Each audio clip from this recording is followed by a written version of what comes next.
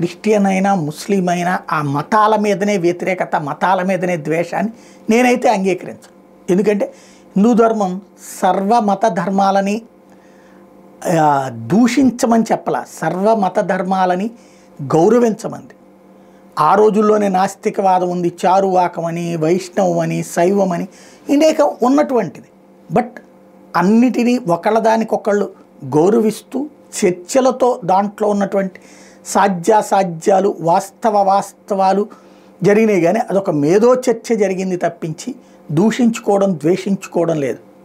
సరే, చరిత్రలో దాడులు చేసినటువంటి వాళ్ళు, దౌర్జన్యాలు చేసిన వాళ్ళ గురించి ఓపెన్గానే మాట్లాడుకోవాలి. ఇప్పుడు ప్రస్తుతం చావా సినిమా రిలీజ్ సందర్భంగా కూడా మైనారిటీ వర్గాలకు సంబంధించిన కొంతమంది ప్రత్యేకించి టార్గెట్ చేస్తున్నమాట వాస్తవం.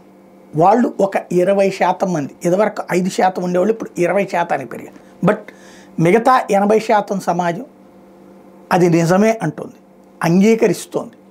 కాకపోతే వాళ్ళు ఏం వాదిస్తారంటే ఆ రోజునున్న రాజుల కొట్లాట తప్పించి దానికి మతం ప్రాతిపదిక లేదు అని చెప్పి మాట్లాడేవాళ్ళు 20% అయితే 80% మంది మాత్రం రాజులు యుద్ధాలు చేయొచ్చు కానీ పరధర్మాన్ని నాశనం చేయటం, ఆలయాలను కూల్చడాలు, సంస్కృతిని నాశనం చేయడాలు తప్పనినే వాదించేవాళ్ళు ఉన్నారు.